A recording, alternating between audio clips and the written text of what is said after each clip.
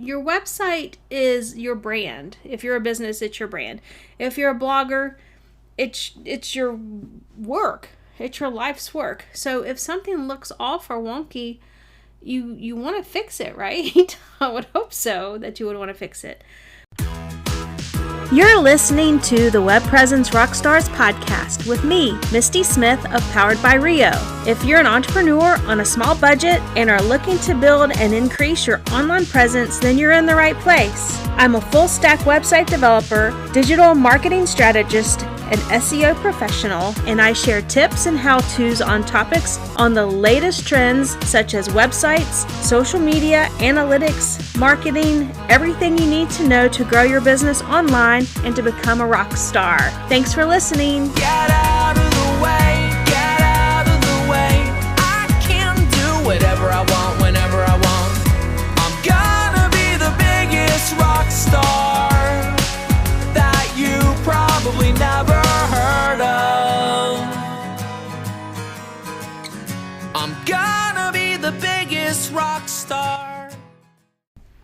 Hey y'all, it's another episode of the Web Presence Rockstars podcast, and I'm your host, Misty Crovo. I hope everyone is doing great today. Thank you so much for joining me.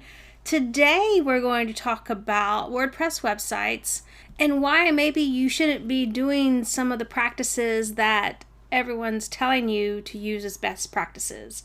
Yes, I know, we are bucking the system a little bit today, but I have my reasons. I do. So my first reason that I want to talk about is scheduling all of your plugins for automatic updates. Yeah, I know it's easy. I know it takes time out of your day to log in and upload plugins and all that kind of stuff, but I think it's worth it because this is the biggest reason why. Because some of these plugins that update automatically can break your website. Yes. They can break your website. It can make it do weird things. It can make it look wonky. It could crash your site altogether. There's lots of things that plugin updates can do if they haven't been tested properly with your version or, lots of reasons. And this also goes for the WordPress platform updates and releases.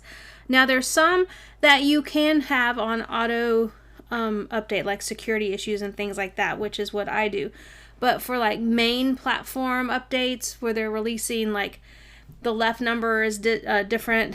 When I say left number, I mean like version 6.3 to version 7. So the left number, which is the 6 or the 7.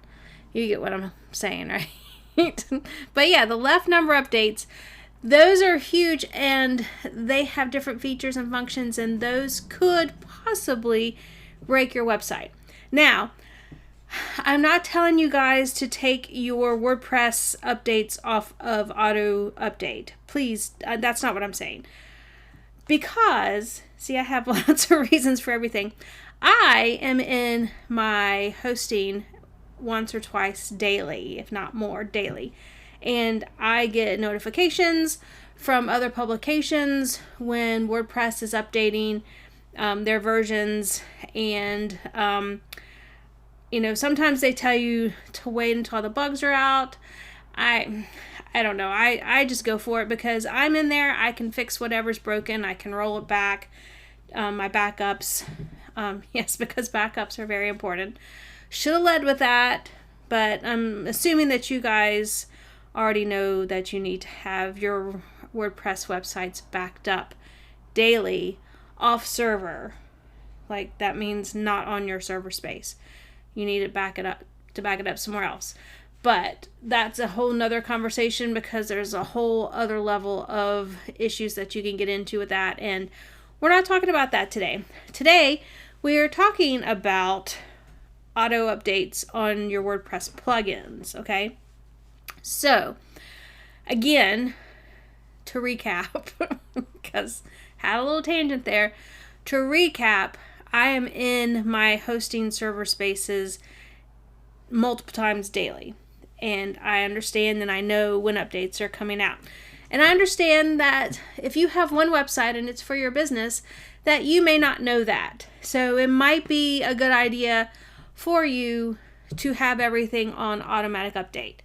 Now, my security releases are on automatic update, just so you know. And at a minimum, that's what I do. If it's a left number update, I know it's coming out. I go ahead and push it through. I look at it to see if anything is broken. If it's broken, I revert to the backup, figure out what's going on, or wait for it. So, that's me. That's what I do. And again, I understand that you may not do that. However, if you're not doing that, if you're just letting things roll, especially on your WordPress updates, the platform updates, people go to your website every day. Just make it a habit. Once when you wake up in the morning and once before you go to bed at night, just to make sure it's there and it looks fine. Like, don't just think that since your website's up there, and if you're not in it every day because you're not updating posts and all that kind of stuff, it's just there. Just don't assume that it's going to always stay looking the way it looks, okay? Things happen, and that's kind of one of the reasons for this podcast episode, because like you would think that big name plugins like WooCommerce and what are some other ones before I get to the big kicker? I'll just go straight to the big kicker. Elementor. All right, you guys know I'm not a big fan of Elementor, and I know they've made changes, but I think Elementor's kind of taken the head spot away from Divi as the top plugin or website builder that I'm just really not a fan of. I don't know why. I mean, I can't, and I'm sorry, Elementor people, Elementor users, Elementor developers. I'm sorry. I'm not really putting down your product, but I guess I kind of am. But there was an update, probably, I can't really put my finger on it. It was probably within the last couple weeks or so, maybe the last month or so. And it wonked out some stuff. So like if you're using icons that come with the builder, I don't know if they're SVG files or if they're just icons. I've seen it on at least 3 websites.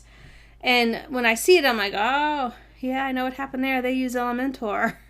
And what's really wild is that the people who own these websites, they're clearly not going to their websites because they have no clue that their site is all wonked out.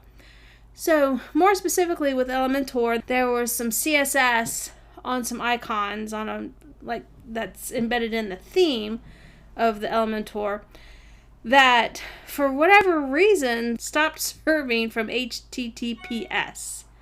Okay? Well, let's go back. I'm not for sure. Maybe it never served from HTTPS. Maybe it was always serving from HTTP, regardless if you have an SSL on your site or not, right?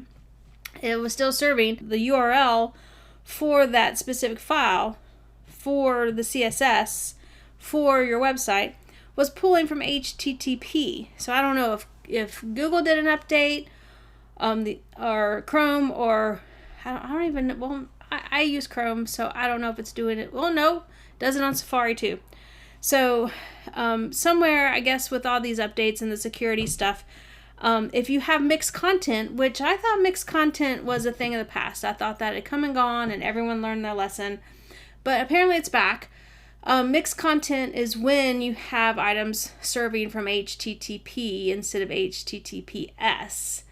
And it doesn't show. It's a security issue. It used to be that you would get a not secure in the browser, but they've changed up the browser to this little, so you can do the cookies and all that kind of stuff. It's, again, another topic for another time. Now it's back, and it's just wonking everything out. It's blocking that particular file. So if you guys know what CSS is, it's a style sheet. It's a cascading style sheet.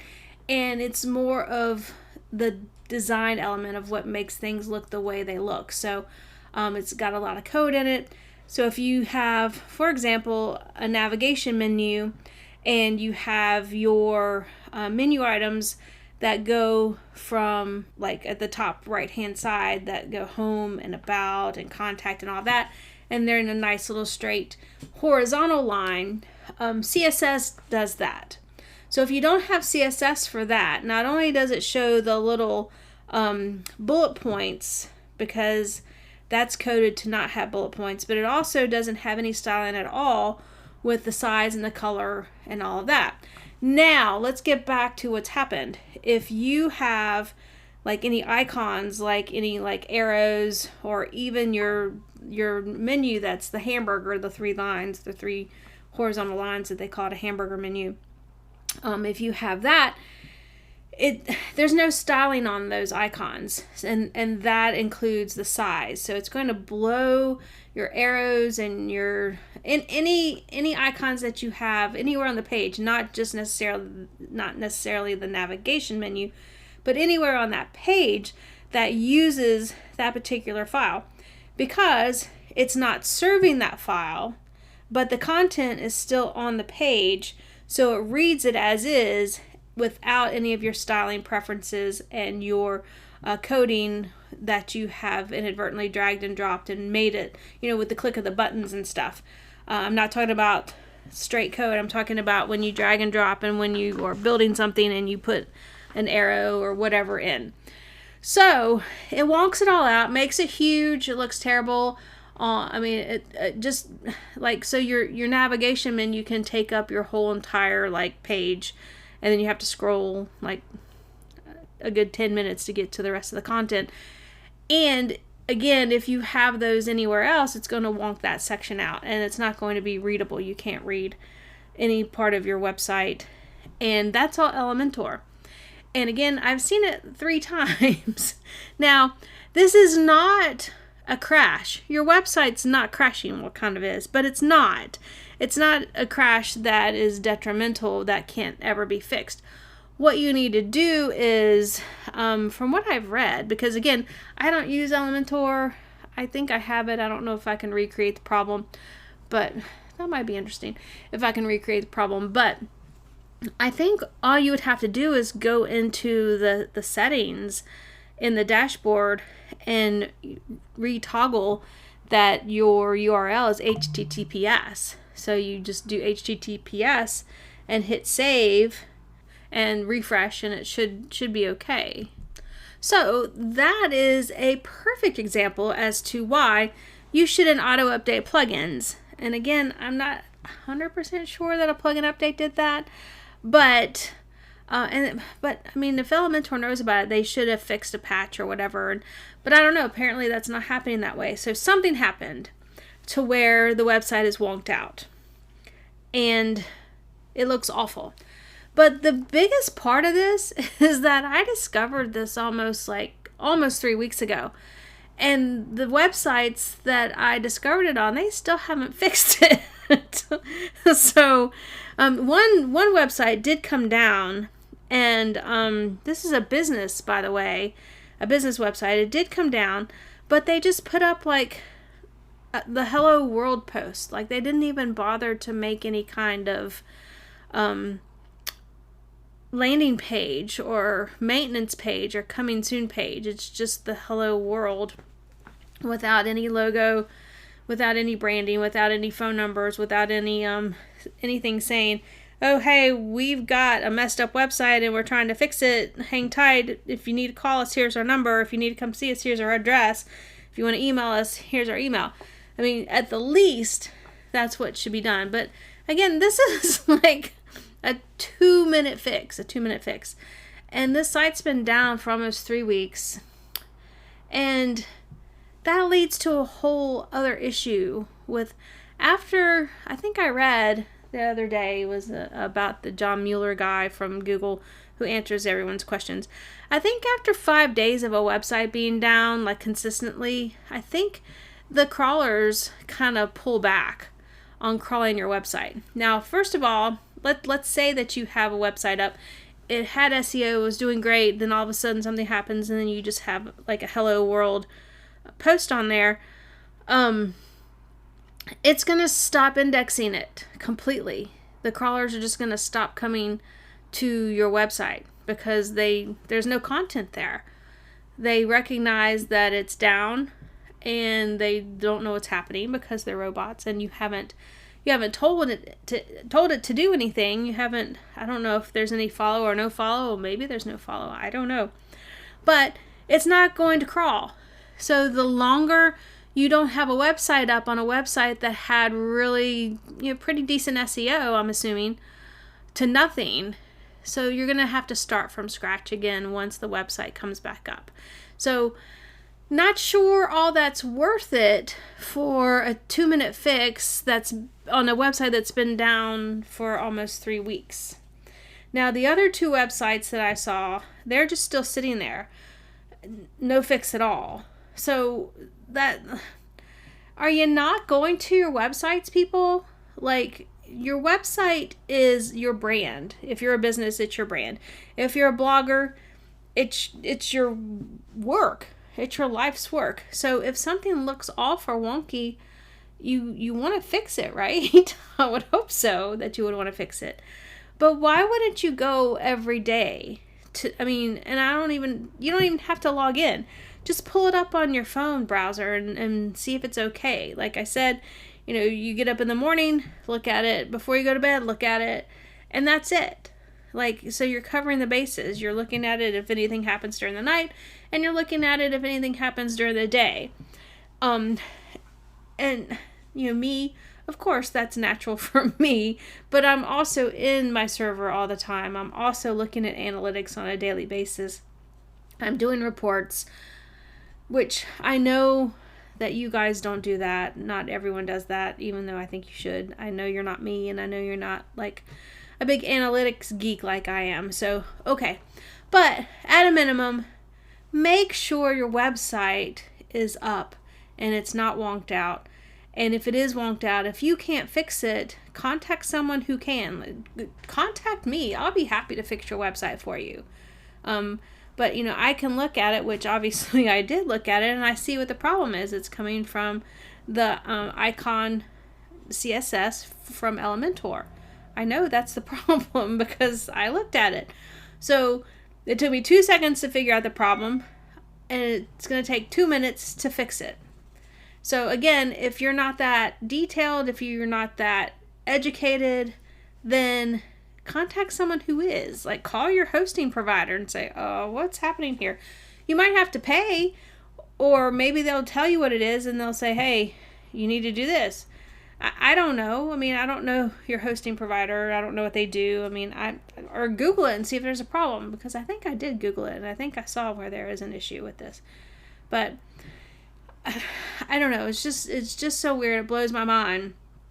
And again, I'm not picking on just Elementor.